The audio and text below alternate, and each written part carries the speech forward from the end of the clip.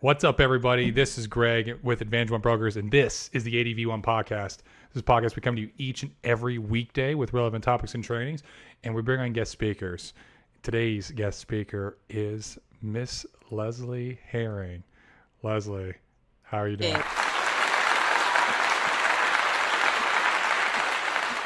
Never gets old. Never gets old. Never gets old. It just makes me feel so welcomed.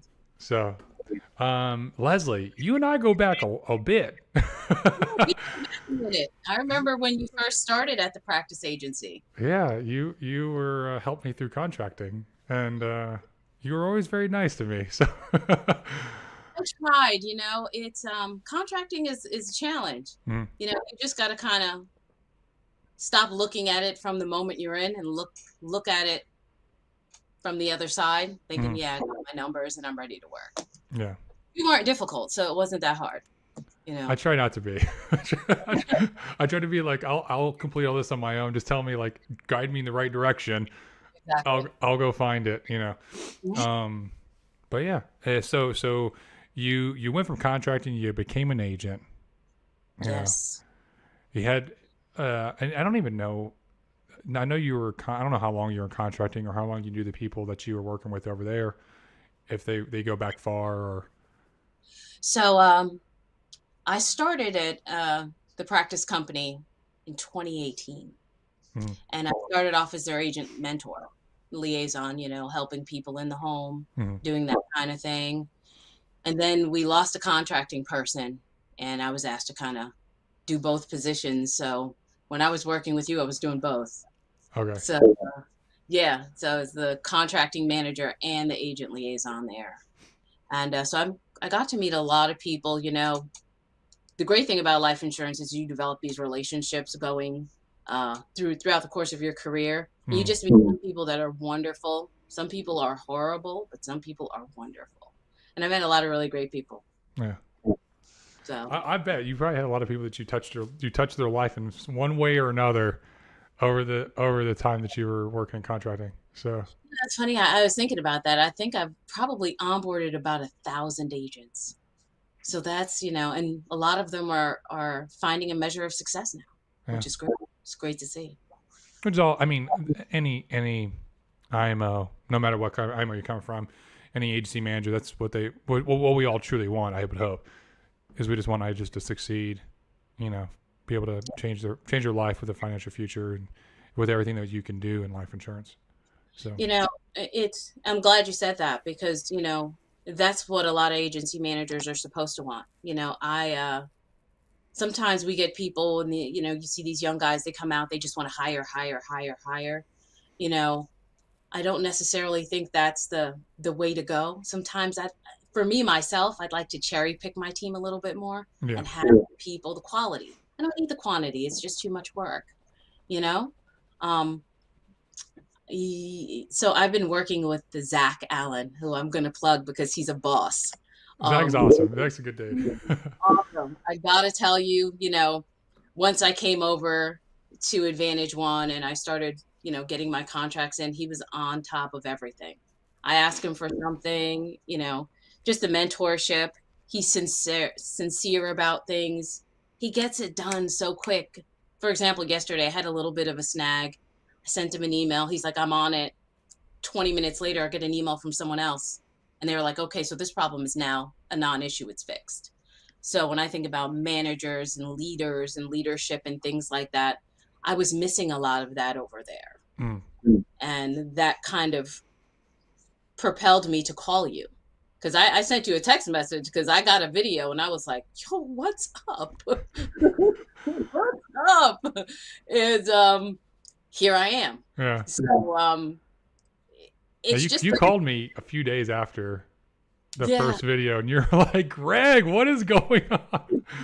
Someone sent it to me, dude, and it was like, they sent it to me and then underneath it says, what the F? And I was like, let me watch this. And I watched it 2 or 3 times before I actually called you. Because it pulled my heartstrings, because it said a lot of things that a lot of people are thinking. And when so many people are thinking the same thing, they can't be wrong. Yeah. They just don't have the means to make a change. So fortunately, we all had this place to go where we can make a change. And I got to tell you, it's been great. I'm so excited. I was talking to Zach. I was like, these leads are so awesome. I was doing my happy dance. The, It's amazing. the leads are they're super good, and even now there's still people over there that are like, I've got the same leads. No, you don't. No, you That's don't. laughable. I've tested all the leads over there. I've tested every third party mailer. They're not the same. They're not the same. They're I mean, not the same. You can say that all day long. Doesn't make it true. no, I was laughing about this. I'm like, I'm sitting in my, I'm getting ready to go to bed at 11 o'clock, and one of the leads, the A lead clients, calls me. She sends me a text message. She's like, I'm sorry I'm texting so late, but we really are interested. I just haven't been able to get back to you. She's giving me all these excuses, and I was like, ma'am, it's totally okay. Let's talk in the morning. She's Yeah. like, okay. I just wanted to make sure you weren't going to forget about me. And I was like, am I in the twilight zone? I'm waiting for like candid camera to come out and just kind of, am I punked? You Yeah. know, something, because it was just, it's such a good feeling to spend the time to get your license, want to help families, and then actually have legit families to help. Yeah. So that it changed the game a lot for me. Um, I was, I could speak to the Patrice Thompsons of the world, just, buying leads in an endless cycle of not finding success and spending way too much money and not getting the leadership that I needed. Now I I spend so much less, and I'm struggling with trying to figure out what to do with all this extra time, because I've been roaming around trying to figure out how to fill up all the time that I'm not spending on the phone dialing, Mm. if that makes sense. Yeah. It was a very different scenario when you know, you're waking up and you're having panic attacks because Monday morning is coming, and you got to get on the phone and you got to spend 12, 13 hours hitting that phone. And, if you get two appointments, you did good, but you still suck. Yeah. Um, so, Because those, let's be real. What are those 2 appointments really? Like, what are they really? They're probably the 2 that are going to no show you or you know force what? you. I swear the two always did no show me, because Yeah. my heart was so set on getting them and I needed them. You get commission breath. You're Mm. like, oh my God, I need this appointment so bad. And then you get no showed and it's even worse. Mm. But it has been a game changer for me. I'm not stressed out on the phones. Um, the people are not hanging up on me. They're super friendly. They want to have conversations. One of my clients just called me today. He says, "Oh, my policy just issued. I just wanted to thank you." And I was like, "Thank you, Stanley. Thank Thank you." you. No, sir. Thank you. And it's just so awesome, and I appreciate what you guys have done here so much, and just the training, everything. I started plugging in some of the people that were working with me at the practice agency. They're coming on board as well. Mm. And they're just so impressed with all of the stuff that's laid out, the way it's laid out, Mm. the Slack is so organized and everyone's got their piece, and it's just the contribution, the teamwork, the camaraderie, Yeah.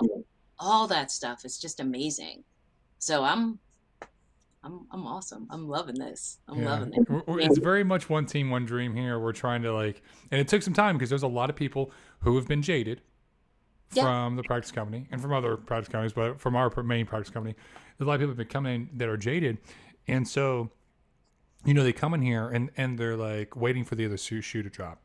And so they're almost like, I got out of this abusive relationship. I got to protect my people, Mm-hmm. from another potential abusive relationship. So I'm going to protect these people.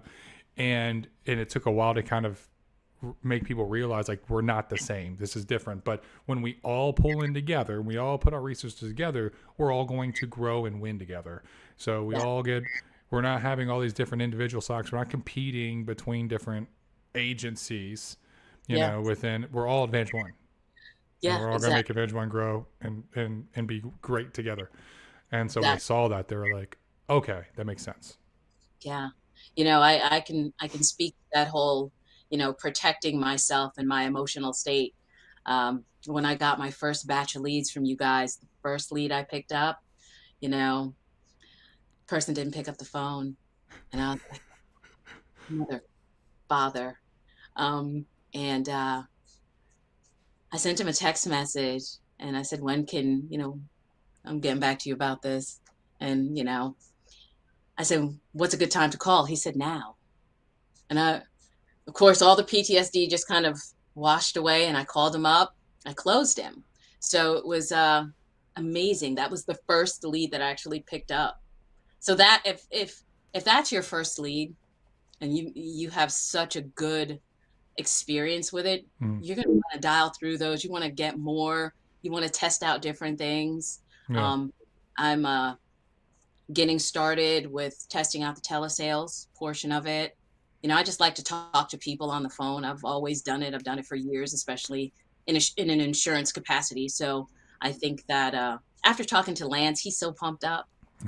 He's so pumped up, He and is. watching his trainings, I love it. I love, you know, I just, I love the romance of all of this, Mm. and I just want it to last. It's like I'm like your new girlfriend. Just in this. You know Yeah. what I mean? You're in a new relationship with someone. Everything's great. He's got a big pimple on the side of his face. You're not even noticing You because don't even it's care. just freaking great. You know? You Yeah. know what I mean, I know right? what you mean. I know what you mean. Kind of what it feels like. It feels like a romance. It's just like, wow, this is amazing. This is what I wanted to do. I got my license fairly quickly, and I found a few practice companies. There was one before the last one, the one that you and I share. There was one prior to that. Mm. Um, but nobody's doing it like this. Nobody's It's doing it. different. It's different than, and Yeah. that's a lot of people can't wrap their head around it. They're like, but how do I? Well, a lot of big thing is that they want to, I want to know how to get to the top compensation. It's like, well, it's kind of, this isn't like a cookie cutter MLM. Yeah. This isn't just like, oh, I just got to hit this in production and I get this. Because there's a lot of back end processes that they do for support. So it's like, well, you could get it higher if you took none of the back end processes. If you weren't getting help with leads or lead sharing costs for your agents or anyone on your team, if they're not helping with contracting, with office, with staff, with, all the different ways that they can actually kind of help and mentor you and guide you through to becoming your own company and your own IMO, yeah, you can get a higher contract even sooner if you want, but then you're not going to get access to all this because that stuff costs money. So it's like having a different conversation depending on the person, depending upon what assistance you need. And I mean, that's what a wholesale model is. It's designed to be that way. And people, it's been hard for some people to get their mind wrapped around that, Conditioning that we've all been preconditioned to Mhm. think a certain way, build, build, build, go for the 140 comp, Yeah. go for it. If you get this amount of people, you bring in this amount of people, we'll move you here, we'll move you here. 140 and nothing is nothing. If you don't have a client base and a bunch of people to see, it doesn't matter how high your comp is. You're still making zero. Yeah. You're making 25 people, but if you don't have support, nobody's going to write business. Everyone's going to get bottlenecked. It's just going to be a mess.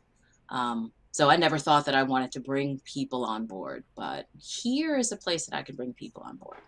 I feel comfortable that the people that I'm working with are going to get the same attention that I am. If I refer somebody to somebody else, it's they're going to be catered to.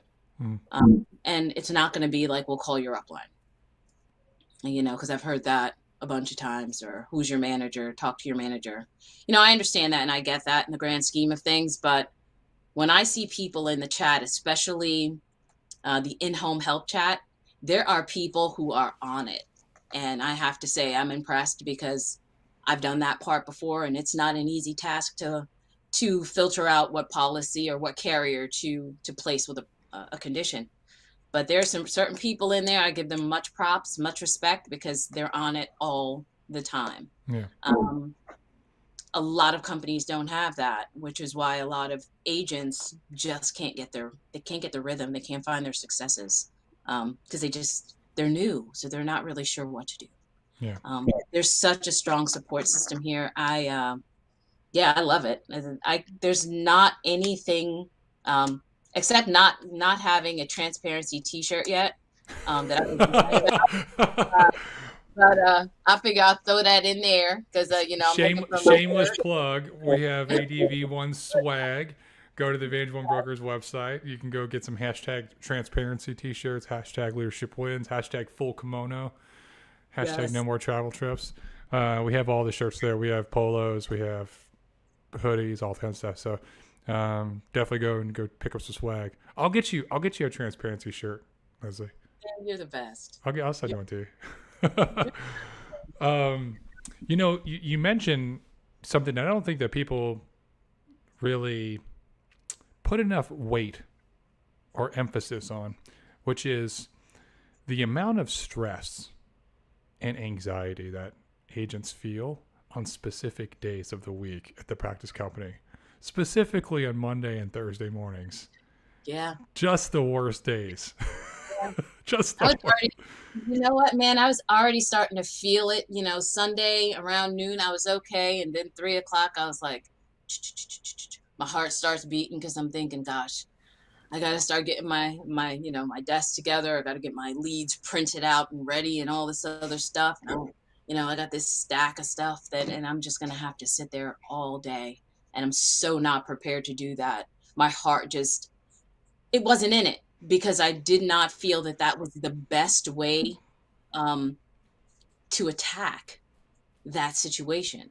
Sometimes, if the system's broken, why don't y'all go ahead and fix it instead of continuing to plug people into a broken system? Yeah. Because, I've been around for a minute, so I've seen a lot of different systems. That one don't work. Sorry. Um, this one does. So Monday morning, I've been getting leads in dribs and drabs all week. So I'm not waiting until Monday. Yeah. I'm You just calling you call them when you get them. when I get them. Yep. So it isn't a Monday morning issue anymore. Now it's like, get your butt together so you can get on the training calls. Yeah. That's my thing.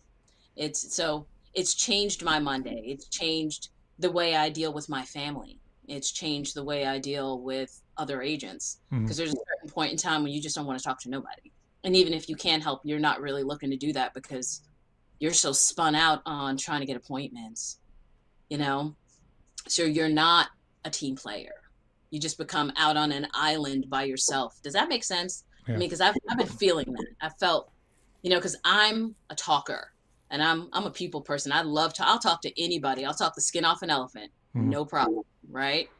But when I'm sitting in my office and I'm dialing and I'm dialing and I'm dialing and I'm finding no success and there's no encouragement, or you get on one of these live dial sessions where you're sitting there with a whole bunch of people who are finding no success, there has to be a change there. Yeah. And if it's not going to change, then practice companies all across the country are going to continue to bleed people.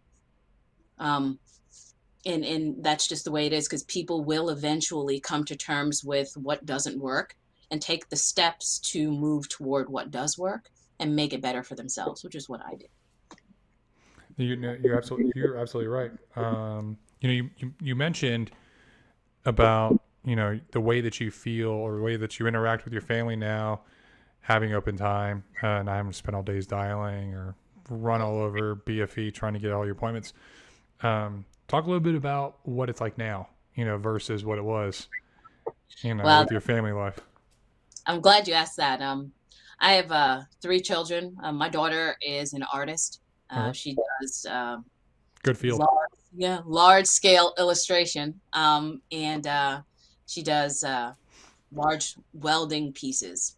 Mm-hmm. So she loves it, but I was never able to go see any exhibitions. I went to 2. Okay, my son runs cross country. I go to all his races now. My other son, he rows crew. I don't miss a match, so it's amazing. I take care of my elder mother. She's 87 years old. She lives with us here, and I have a lot more quality time to just sit down with her. And she loves watching Law and Order, so we'll just sit there together, and I could take an hour out of my day, and I'm not stressed out about how this day is going to go. Am I going to be able to make ends meet? Am I going to be able to do all these things?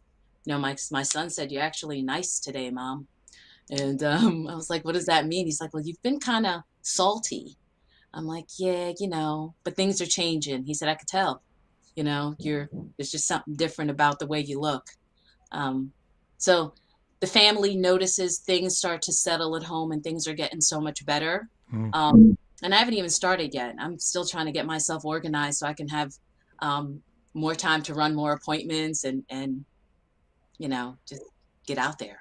Yeah, You know, which is good. I mean, you're having a slow start, but I mean, everyone kind of is, just because it took so long to start to get leads flowing in because they started mailing nationwide with all the areas they weren't mailing in previously. So quality takes time. I'll wait Quality for takes time. quality.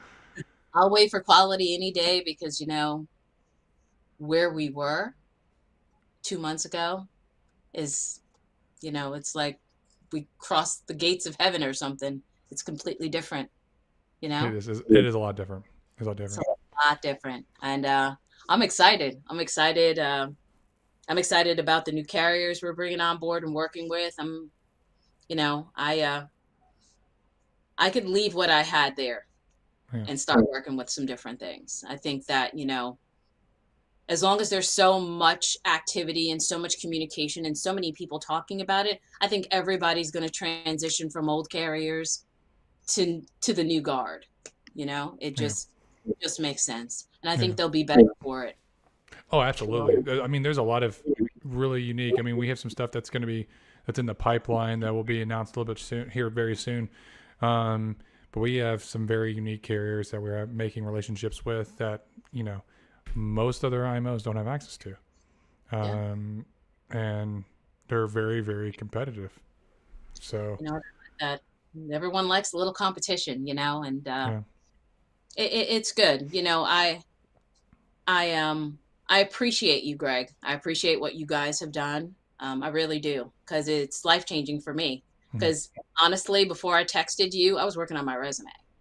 I was going to go back into the workforce. Before I started in life insurance, I worked for ABC News. Um, and I was going to start pitching my resume out, going back and using my communications degree in another capacity and just not bothering with all of this because it was very discouraging. But yeah, you know, thankfully I sent that text. Yeah, thankfully. Yeah, look at you now. how how much life has changed. Man, that's crazy. Okay. I've heard so many horror stories of agents just getting chewed up and spit out there, and just like zero care and concern from anyone that was deemed management or leadership over there, and coming out the other side more in debt and more in credit card debt, used all their savings for leads, couldn't get a hold on the process, and the only mentorship they ever got was buy more leads, buy more Yeah. leads. It's just like that doesn't help anybody. No, it doesn't. Like why would It you? actually is a detriment to a family structure, especially if you have children and you have families. You had a young girl on, and she was talking about her family. And that spoke a lot to me because a lot of us are in this because not only do we want to help other families, but we want to help our families as well. Yeah, We're not doing it just so we can have camaraderie. If not, there's 1,000 practice agencies that you can go cheerlead for your RVP and be happy that someone else is succeeding. We all want to succeed together. We yeah, all want to come up together. Um, and when you spend all of your resources and take away from your family, that causes a lot of strain. Marriages suffer, relationships suffer, just households and what can be done in the household. All those things suffer. Um, it it's not how a manager should should coordinate the running of his team. That's not an answer. Buy more leads is not an answer. It's a band-aid over a gunshot wound. Um, and the blood is still flowing. yeah, They have to, well, they can do whatever they want. We don't do that. So, um, but it's a struggle. It's a struggle. I'm a single parent. So when I structure my monthly budget, I don't allot for 5 grand in leads because I just think it's ludicrous. yeah. But the expectation is that I should be willing to spend as much as possible in order to foster this career. And I don't think that that's actually something that should be done, if that makes sense. No, it does. It does. So, So here recently, you started having some success and making sales and finally get your leads in. hmm Um, someone from the practice company reached out to you. yeah, yeah, they did. You want to talk about that? I'm not going to mention his name, but he reached out and asked me why I was leaving and what he can do to persuade me to stay. And I told him there absolutely was nothing he can do. You would have to tear apart your whole business model and rebuild it from the ground up in order for me to even look twice at that. That's just, it's moot. There's no conversation there. But he went on for a bit, just trying to figure out what happened and who did you wrong and are you mad and all this other stuff. I'm like, all of the above, but you are 6 weeks too late. Why are we having this conversation now? Mm, Um, I think that there's so many people at the practice company that people get lost. And then once a person's been lost for a certain amount of time, either people are too ashamed to call or they're too embarrassed to call. So I think that after a period of time when you don't call somebody that you probably should have checked in on, you're like, maybe I'm going to leave that one alone. Well, I think yeah. I was one of those people that they just, let me just leave that one alone because she might have more to say than I want her to. So he was going on and on talking about, well, I'll buy your leads. I'll give you, money. And I'm like, bro, it doesn't matter. I'm making money now. That's, it's not the point. Yeah. The point is when I joined a team, I expected a measure of leadership. I'm pretty self-sufficient. I'm pretty smart. I love reading books. I usually take some of the recommendations that you guys put in Slack. Um, but a measure of leadership just to encourage or maybe a little exhortation. Mm, Hey, you're doing a great job or something. But when you get drop dead nothing, you're kind of like, why am I here? Why am I here? Why am I a ghost in this practice company? yeah. So yeah, I thought it was really funny. He said he would follow up with me with a proposal. I said, bro, don't bother. Don't bother. Here's the thing: is that if you reach out to me after I left and you offer me higher commission and money, you're not the position of power. Exactly. You're desperate. Yeah. so so why The, are the, you spending all this time mhm. in desperation mode trying to save all these agents to bring them back to a broken system instead of just taking that money and time and fixing your system? Exactly. And it's funny. I don't know him. I don't know him at all. Yeah. I've never seen him. I've never heard of him. I never met him. I actually had to look up who he was because, he said a person gave him my number. And I thought to myself, well, I don't know him either. So I'm trying to figure out where all that came from. And then I just realized that, I guess they're trying to rebuild something that they're losing, but that's not where they should start. I think that they should start at the core, because it's foundational. Yeah. It starts from the top and it kind of trickles all the way down and it bleeds into the people, into the agents. I think you need to start at the top. I think that reaching out for little old Leslie, who wrote a little bit of premium, isn't going to fix the situation. No. It really But isn't. anything that they can show for them, they feel like this entire battle is one that's fought and won through propaganda. They've been using propaganda and social media to use for propaganda means now for a long time, and they're probably one of the loudest in the insurance industry.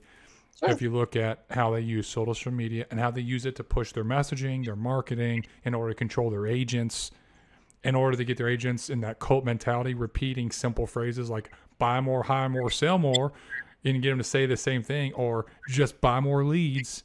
When Yeah. when you control the messaging like that, you can get people following almost blindly, and they feel like they've done that successfully. But the problem with that is that When you get people following blindly and you feed them into a bad system, the system will eventually wake them up like smelling salts. And they're going to be like, wait a second. I've been spending all this money on leads and I'm not making any return. Like, oh, wait a second. This guy over here is saying this, and that stuff's true. Like, this makes a lot of sense. And now it's just like, like I'm dipping.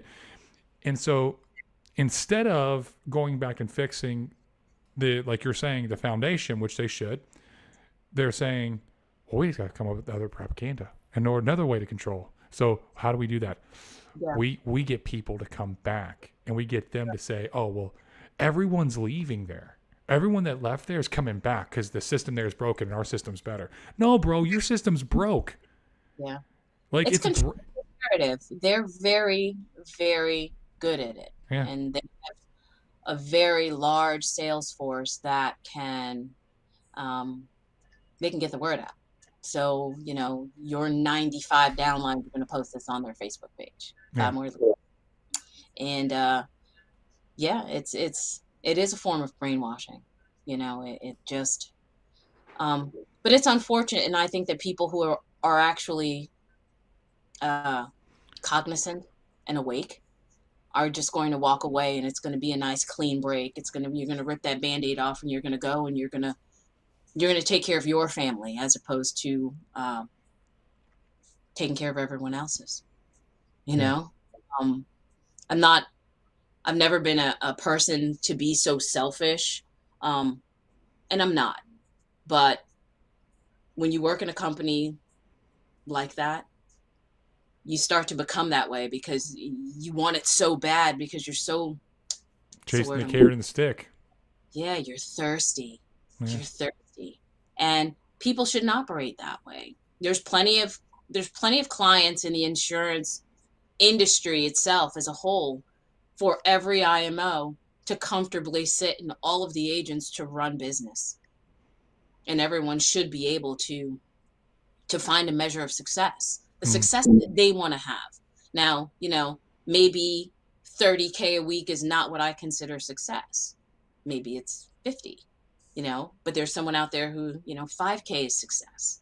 And there's room for everybody. And I think that when you're constantly pushing that issue with people and controlling the way that they think about themselves, you suck if you only want to make 5K. It's not necessarily true. You know, It's not. You don't suck if you want to make 5K. You don't suck if you want to make 10K. You don't suck if you want to make 100K. You don't suck.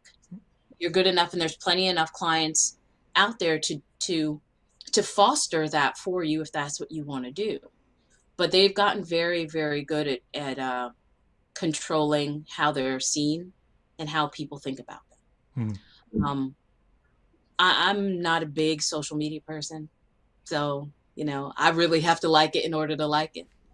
But even I've stuck my toe in and started liking a little more these days, just because I kind of feel like, you know, I owe the system to feed the system, you know. But yeah, there's a lot, man. There's a lot going on. There is. There's a lot going on.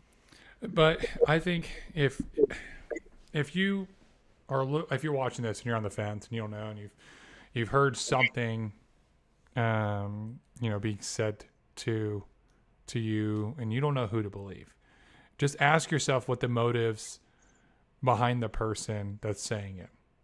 You know, and what means are they using to influence you? Almost any time someone's trying to influence you by talking bad about the other party or downplaying them or saying, oh, well, you know, this is going on over there, this is going on, and how can they know? They're not over here. They've never worked in this company, so they can't say one way or another. They've never used these leads, so they cannot make a comparison. Ask yourself the hard questions on the side, like, hey, who's somebody that's used all these different leads and can honestly compare them, you know, between, you know, one from another. I have. I've used all of them. You know, Leslie has. You know, take it from somebody that's actually done it. You can't listen to somebody that's at the top end, you know, at a practice company that A isn't even in the field anymore, hasn't been in the field in a while, and B, they don't know the difference between leads other than what's being told to them, and they haven't ran these leads, so they can't come in and honestly say that.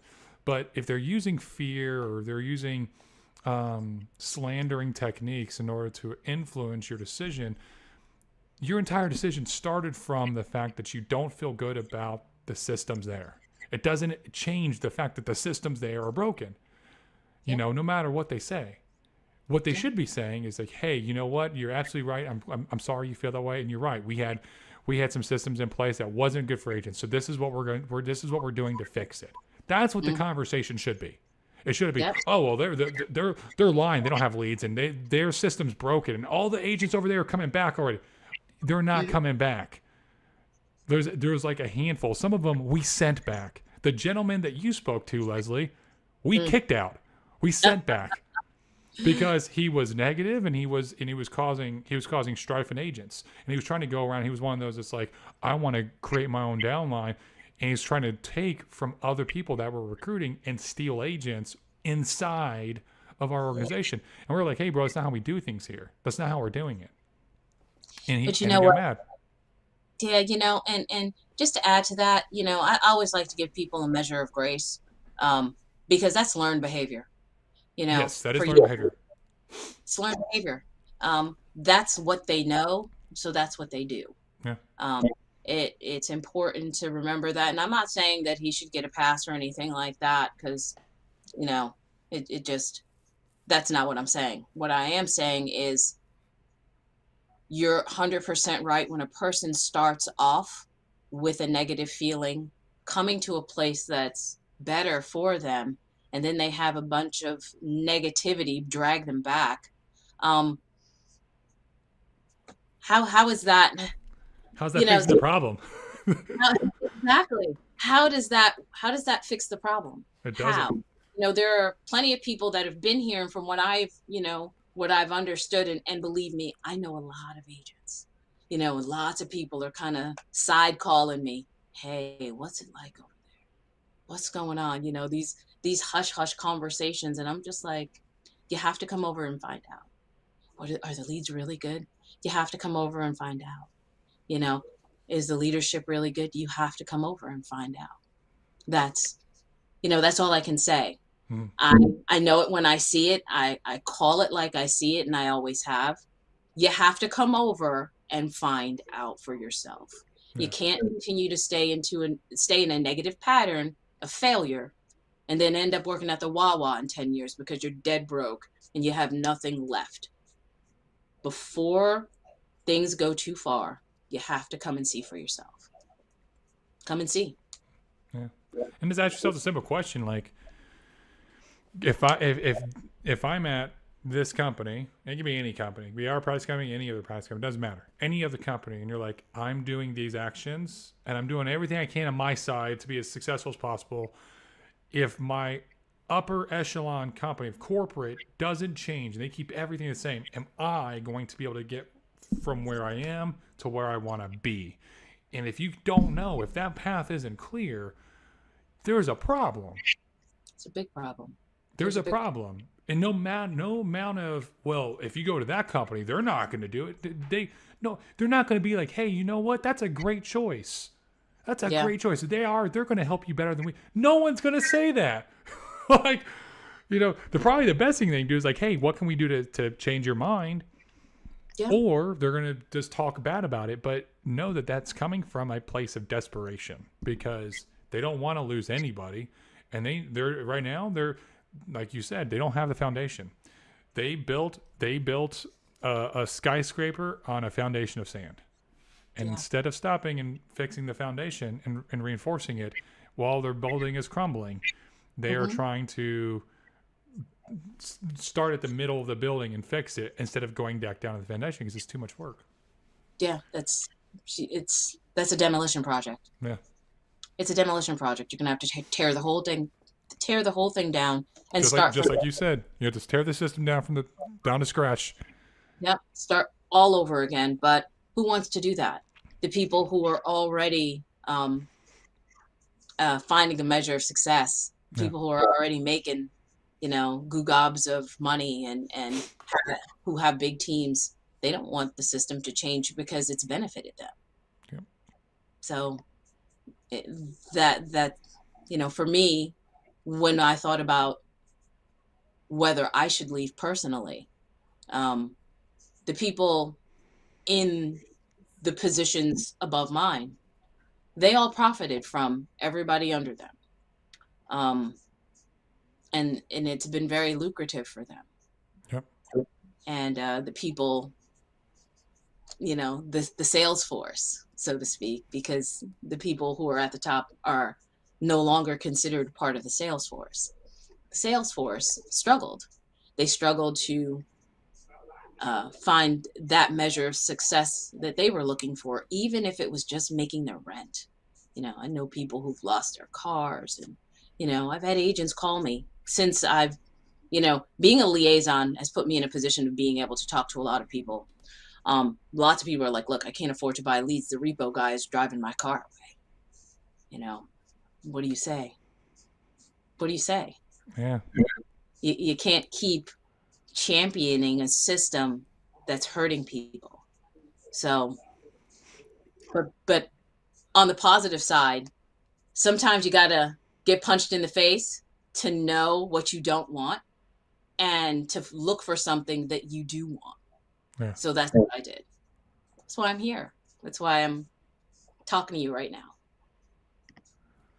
Yeah, I've been punched in the face a couple times too, so I know exactly what that's like. Both literally and figuratively. So I used to do boxing when I was in high school. So okay, so you came over. You started to find the success. You see the difference in the leads, which it's revelatory. It's a massive difference. What if anyone's watching this and they're interested in your transition and your journey that you've taken, and they're open to having or even hearing more from you, what would you tell somebody that's on the fence of making a decision? They could be coming from anywhere, of coming into life insurance or transitioning into Advantage One brokers. What would you advise them? Well, if you're happy where you are, don't call me. That's the first thing. Yeah. Don't call me because it's a waste of time. But if you do have questions, you need to come and see. It's real. You need to come and see. If you're tired of being broke, you need to come and see. If you are looking for leadership, looking for training, if you're tired of going into the home and not knowing what to write and not being able to get anybody on the phone, come and see. The way people treat you matters. And if you have to work with them on a regular basis, those relationships should be paramount to you. Hmm. They should be. You're working in close quarters with people. You're communicating with them on a regular basis. Those relationships should be real. And if they're not, come and see. That's all. Very nice. Well, Leslie, I appreciate you taking the time to come speak with me for about 45 minutes. Wait, Greg, you know that. We're gonna do this again, I'm sure. I want to get you on a panel podcast with Zach, and like David or Grub. That'd be good. That'd be Man, Zach's a good dude. If anyone wants to work with you, Leslie, how can they reach you? They can text me. Okay. 917-607-8851. And even if they just have questions about this whole thing, I'm happy to talk to people, but don't waste my time. Yeah. I usually tell people, like, the big switch is like, why'd you actually move? I'm like, I did an hour-long podcast on this. Just go watch that, please. Like, so I don't have to keep repeating myself. Like, just go watch that. And then after that, if you have any questions outside of that, I will happily answer. So Exactly. It makes it a lot easier going forward. So, Leslie, thank you so much for taking the time to come on board and speak with us. I'm very excited to see, where you take this. Whenever you get to just firing in all cylinders. You know what? The sky's the limit now. The sky is the limit. Yeah, the sky's the limit. It's amazing. I'm like so excited. And again, thank you. Thank You're you for welcome. doing this. Thank you for the opportunity. I appreciate it so much. It was my pleasure. It is. And for all of you watching, thank you so much for taking part in the ADV1 podcast. I'm your host, Greg Birch. And if you're watching this on YouTube, then do me a favor, hit that subscribe button. Make sure you turn on notifications so that you know each and every weekday when we're launching new content. We're always launching content with guest speakers, panel podcasts, leadership podcasts, and product and carrier trainings. If you got any value out of this, if you learned anything from the conversation I had with Leslie, do me a favor. The fee is that you're going to share this with somebody else, with somebody that you think can get value from it. We're here to help everybody in the industry, whether you're with us or not. We hope to put you in a better position, help to teach you something so that you can win.